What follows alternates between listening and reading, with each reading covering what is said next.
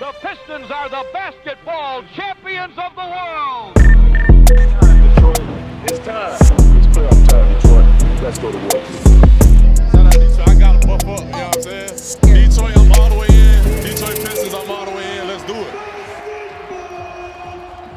Hello, everyone, and welcome to another episode of the Buffs On Podcast. We are the best POD in the 313, and we're talking about a team, guys, that is above 500 before the All-Star break for the first time, I believe I read, since 2009. They're currently on a 4-game win streak. We got Cade Cunningham in the All-Star game and the three-point contest this weekend. We got Ausar Thompson in the Rising Stars game this weekend. It's gonna be a very fun it's a very fun time to be a Pistons fan. So we got a little bit to touch on over the last 4 games. We'll touch on some of those things. I know we want to talk about Ausar Thompson. Connie, I know you got some things to say, so I'm gonna kick it over to you first. What are we talking about here? Well, I mean, I came into this being a negative Nancy. We predicted records. I said 2-2. And a lot of the stuff you guys said was if we want to prove that we're not a mediocre team, that we are sort of in this next echelon, this next group of squads in that low playoff race, we have to like take care of business in these coming games, especially against the Bulls. And the Pistons absolutely took care of business. And I think the way that they're doing it, and something that seems to be unlocking recently, is just an absolutely fantastic half court passing display. And that's being unlocked really by Duren and by Ausar, just really getting good at passes on the short roll, passes off the cut, passes inside. Duren especially, who has been racking up some good assists and racked up a couple last night. There was one play in particular that stood out to me where it was a Cade Duren pick and roll up top. Cade got blitzed, 2 people on. He gets the pass over the guys to Duren. Duren throws a no-look pass to Ausar Thompson cutting. Ausar Thompson, the moment he touches the ball leaves his hand to spray out to Tobias Harris for a three-pointer without a person within 20 feet. It was beautiful basketball, and we're just seeing a lot more instances of that now. And it, I think, is through the development, or I guess the showing of development of two guys, in my opinion, being Duren and Ausar, who both seem to have taken some like real legitimate steps in the past like month. Uh, I can keep going. I could talk on these guys for a while, but I want to let you guys get some words in.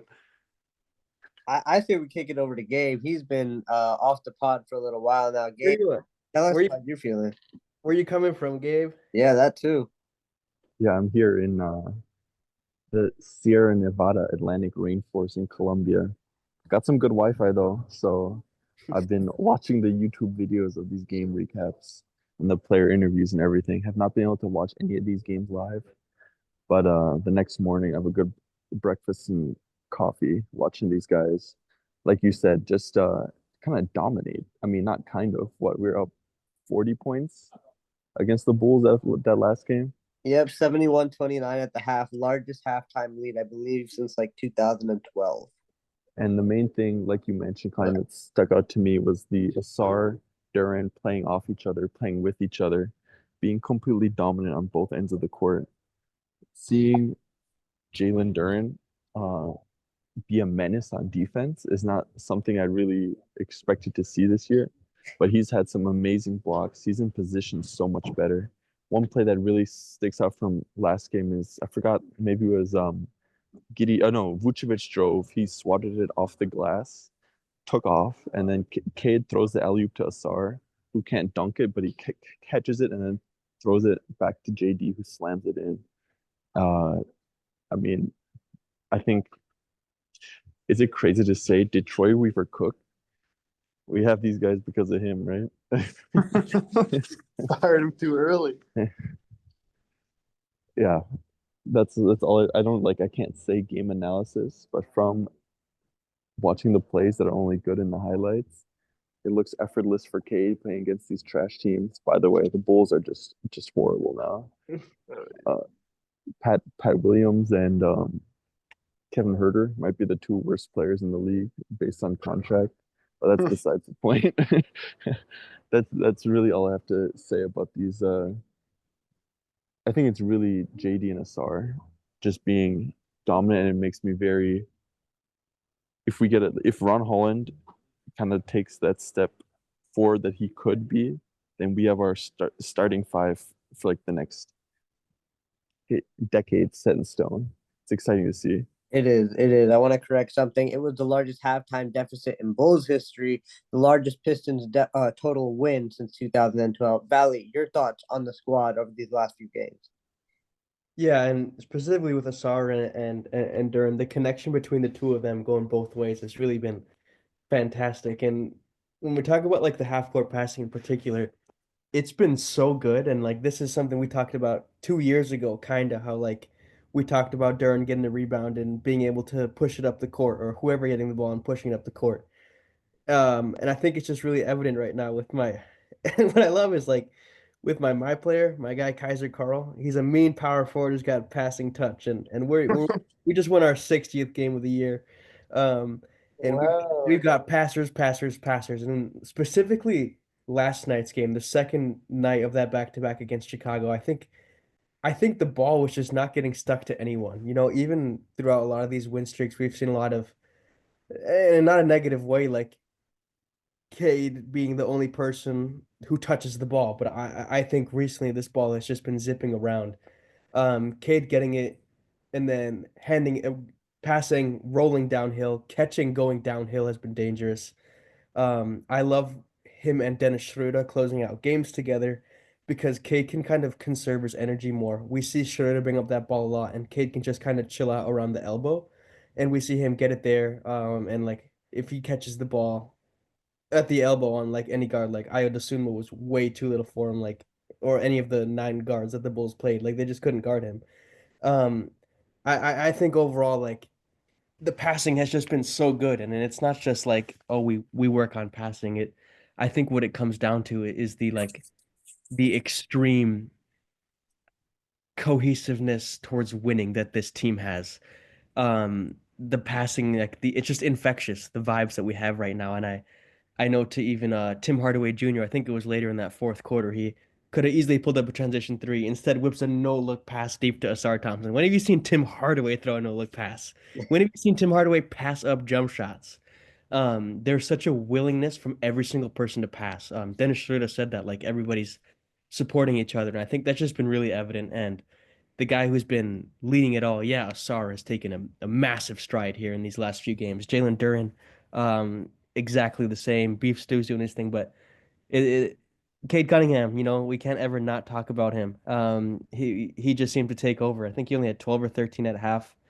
And then for the first 6 or 7 minutes of that third quarter, it felt like we were playing the Bulls again from last night.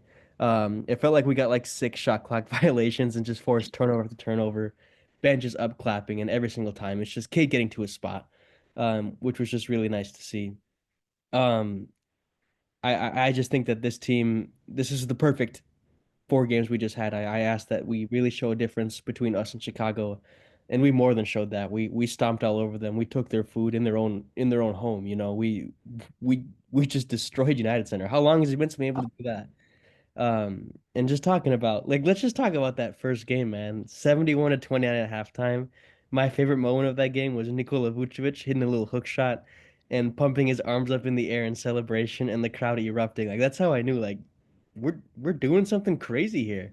Like like we're real this year. And I just think that's so spectacular. Like we just can't I just think we should really be appreciative and be incredibly happy. We have now more than double the total amount of wins of last year. Like I just think we need a moment of silence or something to be like, realize this, guys. This massive transition from being the bottom to now being a pretty decent team. Like it's happened quick, but I think that us, specifically us four, but us Pistons fans, like this is this is this is this is what we deserve for being such good fans for such a long time. And now Yeah. we're finally here, and it's just really so exciting. Like it couldn't go better. We want to keep this group together because the chemistry is so good, and it's just so evident. Yeah. To keep talking on what Valley was talking about, like the chemistry is working. The Pistons are doing something legit, and they're doing something legit on the defensive end.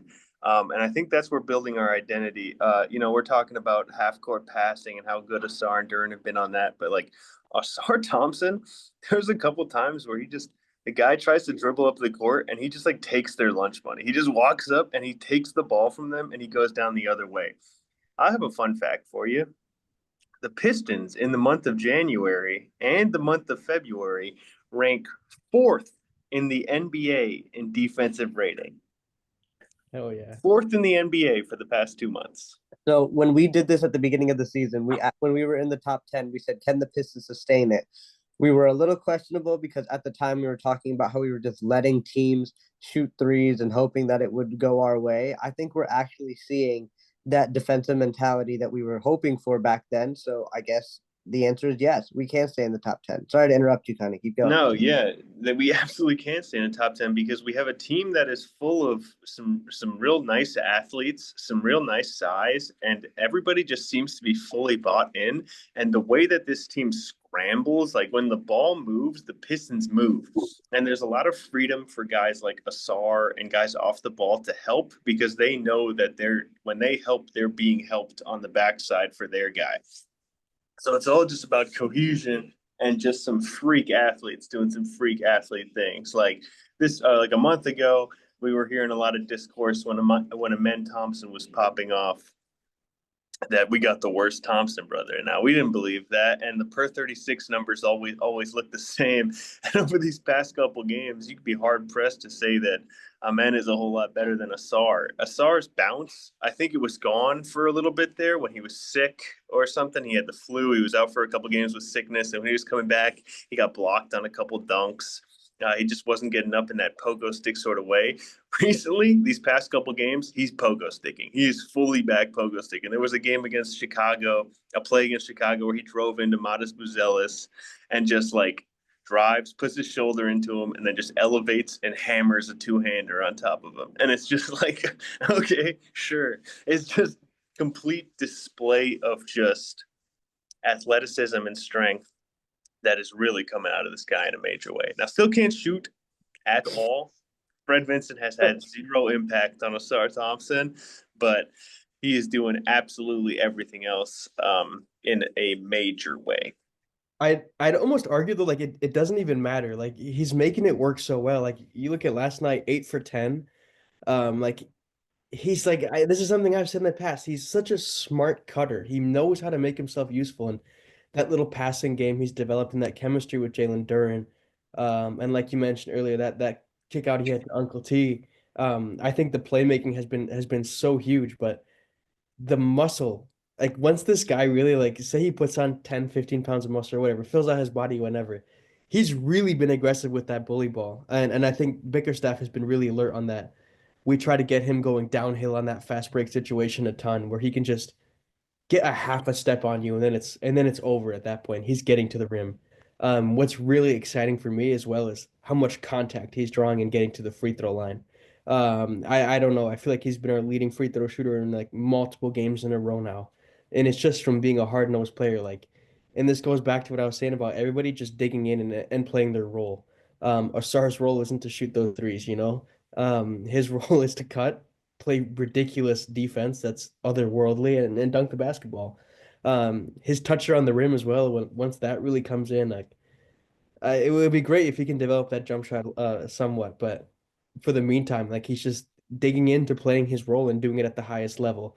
Um, and that's like when you're only playing 20 to 25 minutes a game, you know, like we haven't really, I think even in this last week, he's been at 24 minutes a game, and that's the most of this season in this stretch. Like if you're just playing those given minutes, like dig in, play your role. Like everybody has a role. We can go up and down this entire roster. When they're on, they're gonna do the same things night in, night out. And I think that's why it's been so key. Like we've been digging in. Everybody supports each other. And Asar, man, he like this has been. I think he's a real linchpin to like making this happen. A real key for this team to really take that next step. His development, Ron Holland's development, and couldn't be more pleased with their development. But Asar overall, this is an A+ week for me.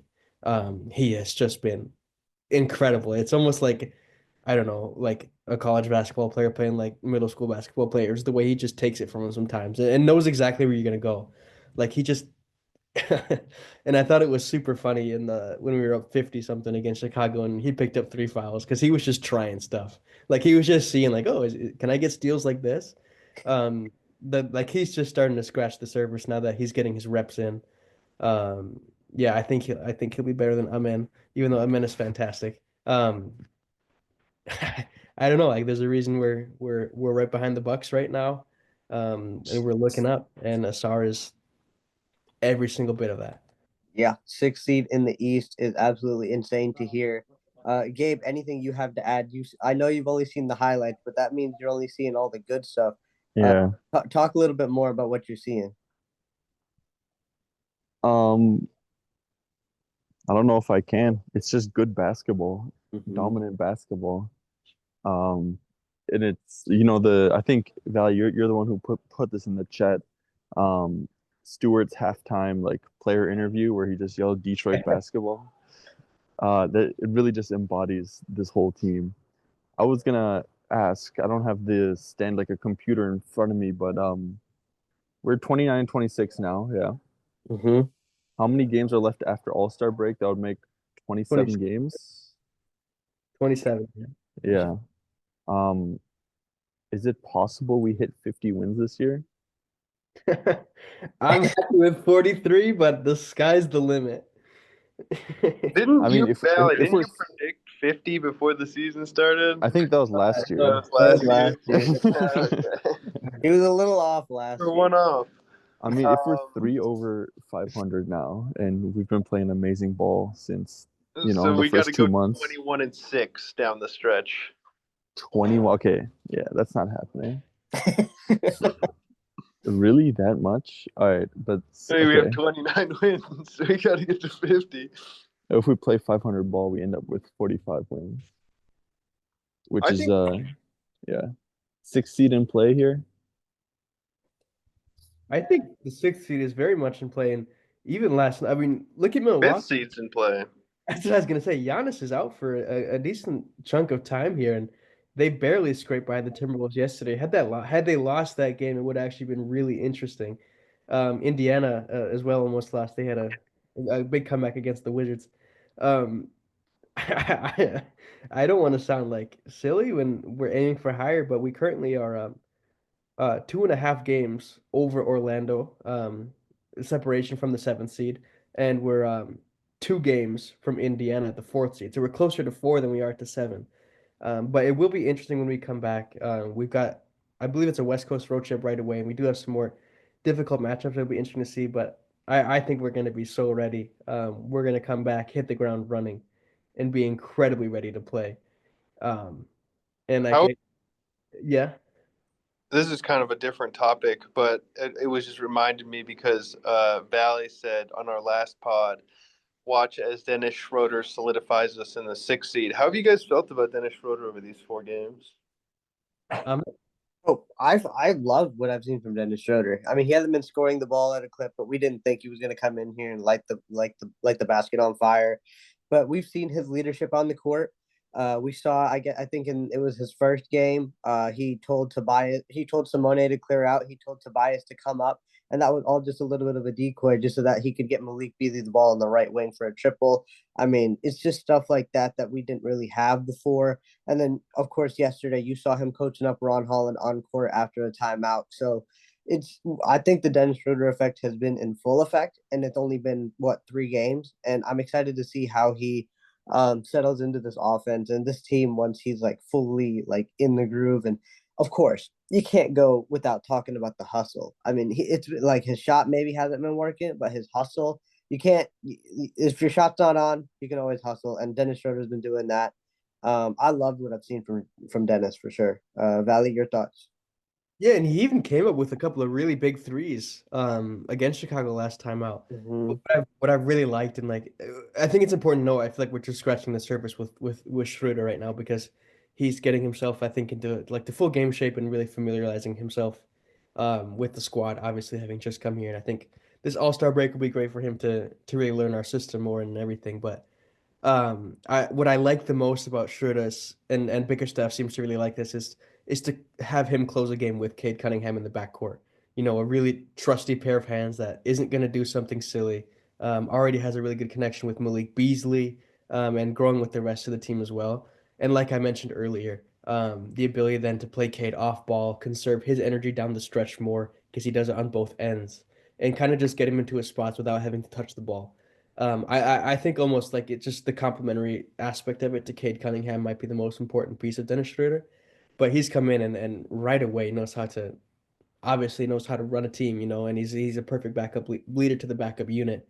And like I just said, that connection with Malik Beasley, I think, is so important. I didn't know those two were close, and I'm really happy that we got him. And they ended up being close. They are close and have been close. So I think that's another just like added element that we really have now.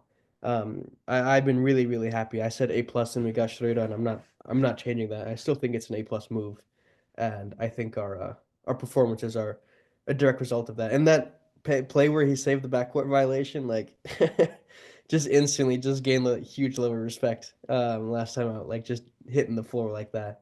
And then like I said, hit that two threes he had last time out, and one of them a really deep one with the shot clock expiring when the Bulls semi push late back into that game. Um, yeah, I think Schroeder has been fantastic.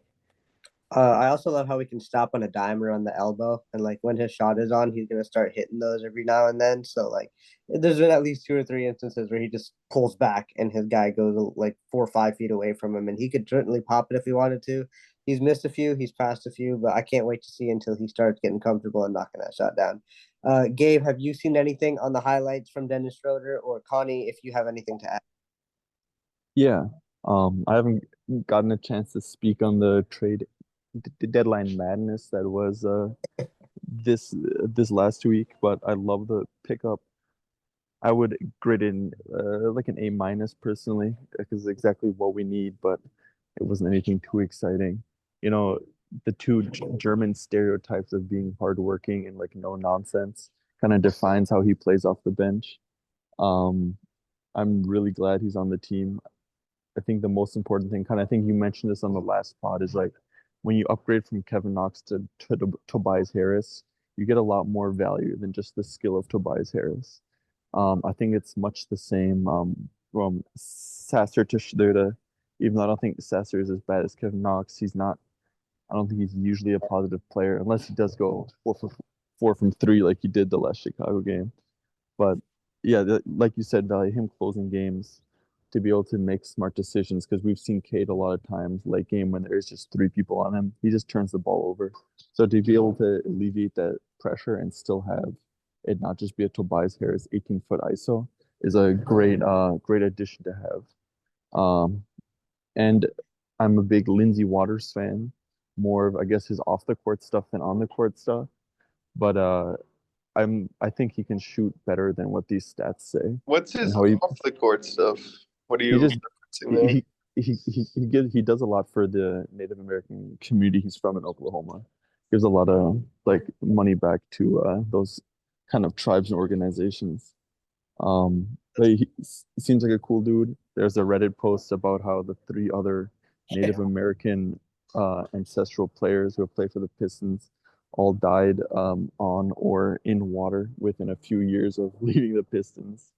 So prayers that he does not suffer the same fate, and hits a lot of threes for us. I low-key think he might be able to take Fontecchio's role if he starts hitting threes at like a 40% clip. He's never been 40 in his career. Said if. Uh, yeah, I mean, I think with the addition of Schroeder and his connection with Beasley already, we are up there. We might be the team. I might be missing someone with the best bench backcourt in the NBA. Is there really anyone that challenges us? I mean, I like the Ty Jerome. with Pate. Who'd you say, Gabe? Ty Jerome Uh, and Sam Merrill.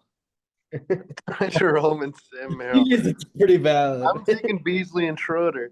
And I think when Ivy comes back, if we still have Schroeder on the team, like that is just a nonstop onslaught of guards that are going to make defenses work. You're going to go from Cade, Ivy to Schroeder, Cade, Beasley, Ivy. Like these combinations, these interchangings are really fun. I mean, his scoring has been left a little bit something to to be desired, but I really like how he, especially on the plays that are designed where Beasley starts low and then comes up, and it's usually a play to get him a 3-pointer on the wing or the top of the key. Schroeder is really good with the timing with those already and slinging those passes right to him and getting him a lot of like good shots, good threes. And, we know Bees hits good threes. Bees hits bad threes too. So I'm really liking that combo right now off the bench. Let's talk about bees. Like the lack of space or the space he needs to get a shot off is just ridiculous. The Bulls, I feel like their entire game plan was to completely shut down Malik Beasley, like not let him get catch and shoot opportunities. And like what he still ended up with 4 3-pointers. And like there was one on the quarter, it was just so funny. Like Bees caught it, like he's just holding it up above his head and he's just getting closed out, readjusts his right foot and just pulls up in his face and knocks it down. And then right after in the corner had a really quick catch and shoot.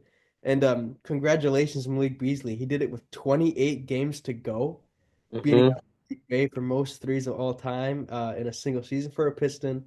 And like again, it just goes back to the camaraderie of this team because as soon as he hit that three, like I understand we're blowing a team out, but he runs back and like jumps and hugs Beef Stew and starts like celebrating mid game, and it's just like man, I don't know. And Beasley as well, especially in that first game, especially against Philadelphia when we didn't even have Cade and we won the game. He showed so much, I thought, and especially off the dribble drive. Obviously, everybody wants to close him out, and that floater he has, we've talked about it a little bit in the past, but his floater is really, really dangerous. It's off the wrong foot, so it gets defenders kind of off guard sometimes, I think. But I just again, as we've done all season, like let's give Beasley his flowers a little bit. This guy this guy is just so good, you know. I don't know what much more to say about uh Beasley. I just think that the same with every single Piston fan, you know, we gotta as soon as that summer comes around, Trajan and Beasley have some conversing to do about a hopeful long-term contract. He's been great, and the entire bench, I think, has just been great. Not just on the court, and that might sound stupid to say, but the energy that they bring on the side of the court is I amazing. love it. And again, like that third quarter against the Bulls, we're just clamping up. There was one we got like another. I think it was our second shot clock violation. We get it, and Beasley. It wasn't even a shimmy. I don't even know what he was hitting. Some sort of dance move. It looked like Oh man, I feel old, dude. What was that dance called? I want to say it was the Nene. He just starts like Mm-mm-mm. shimmying over there in the bench. It's just like, man, like how lucky are we that this guy chose to come here and wants to be here and is this good? Mhm. Like I just think that it's incredible. And you go up and down the entire list. I thought even though Simone has been struggling, I thought he does a great job getting on the glass. Beef Stew does Beef Stew things. Block Kobe White to show him. Kobe White dunked on Wemby, couldn't dunk on Beef Stew. The facts back it up. Uh, Von Holland's been great. I'm loving his confidence overall. Paul Reed when he comes in, Marcus Sasser when he comes in has been great. Up and down this entire roster, everybody, and Tobias Harris in the past like 10 games or so just seems to be getting like anywhere from like 18 to like 21 a night, and it's just so consistent, and you can put your house on it. And he's just a very efficient guy as well, low turnover. Um, does what he needs to do. Again, guys playing their roles. I don't think he's had any assists in those games on the top of my head, but it doesn't matter. He's getting his rebounds and he's getting his points. That's his role. That's his job, and he's been doing it. Do Um, what you gotta do. what you got to do. Uncle T has been huge for this team. He has. He has. Malik Beasley joined, according to Detroit Sports Daily on Instagram, Buddy Hield, James Harden, and the famous Mike Miller as the only other players to break their franchise's 3-point record before the All-Star break. Also wanted to touch on how when there was that little dust-up yesterday between Tech and Io DeSumo, Ron Holland was like the first one to like run over him, like flexing his face for no reason. Just like always ready to square up. Love I, it. I love it. I love it. And then of course, Tech's the one that got pulled around and like also one arm rebound over to Sumo, but Beasley is the one who gets the tech. Yeah, So I was upset. I mean, like this team, is ride or die for each other. And we've heard that before. We heard it all of last season. But I think this is what it actually looks like when you have a group that is ready to battle for each other, ready to play for each other. Nobody's playing selfishly at all. And we need it yesterday at halftime. The game was relatively close. And Cade Cunningham did Cade Cunningham things. He stepped up. I think that shouldn't go unnoticed either. We needed someone to step up so that we could put a little bit of distance between us and the Bulls, and he did that to ensure that we finished the break on a 4-game win streak. I know you got to get out of here soon. Is there anything else you want to touch on? Anything you're looking forward to this weekend before we get out of here?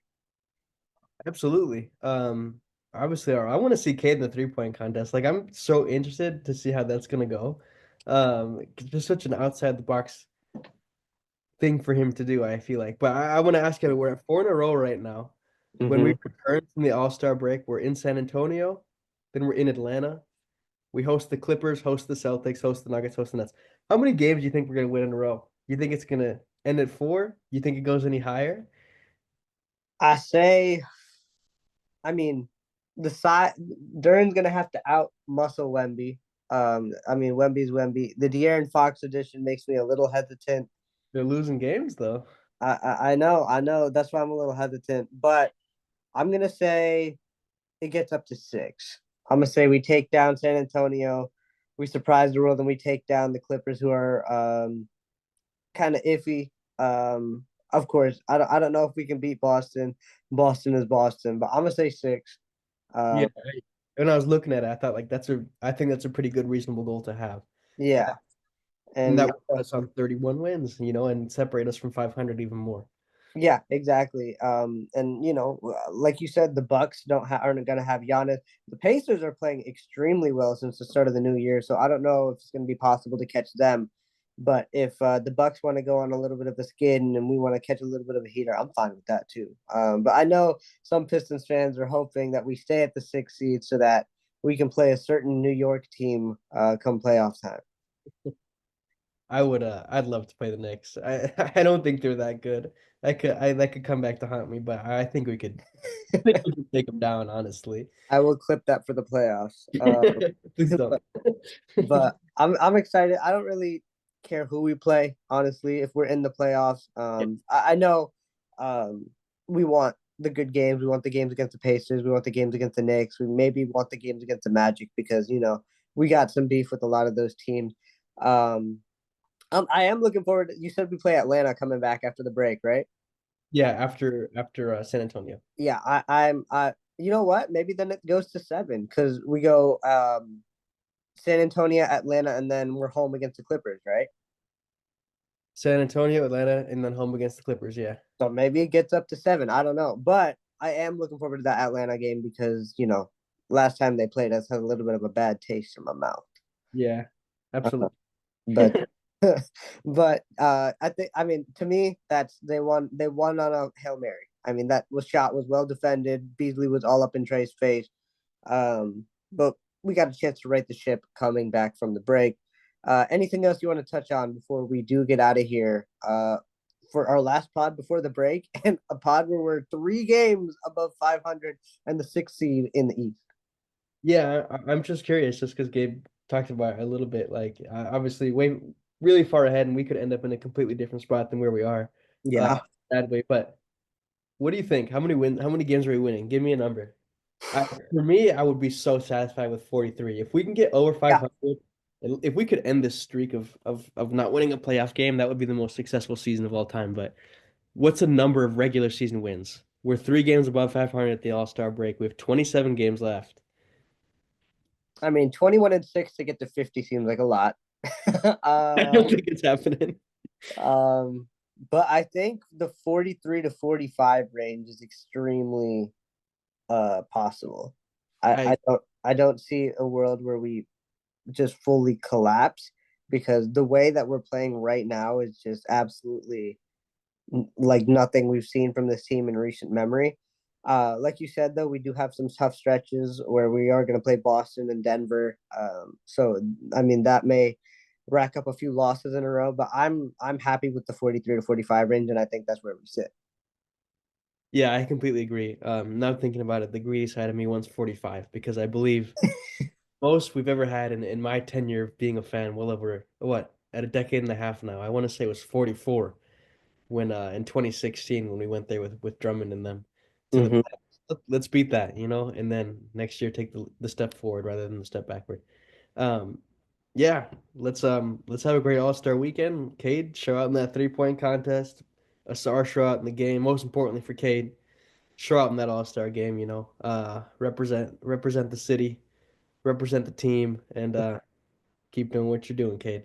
Give us another mid-air hand switch dunk in the All-Star game to give us Oh another my memory. God, how did we not even talk about that? That was absolutely disgusting. My favorite is I think it was Tim Hardaway in the corner who just like stopped and froze. It was like, The whoa. bench press was crazy too. It was. But hopefully we have some good memories this weekend from Asar and Cade. Again, the last time Cade showed out at All-Star weekend, he was the Clorox Rising Stars MVP. So let's see what he has for an encore. It's kind of appropriate, I guess, Valley, that you and I are the last two on this pod today. We started out the pod this way almost 18 months ago. Now the team's above 500, and we're right before the All-Star break. We got our first All-Star in who knows how long, since Blake Griffin in 2018-19. So you know what? I'm gonna let you close this one out. Oh wow! All right, let me get loose. Throw the Buffs on Detroit because the future is bright.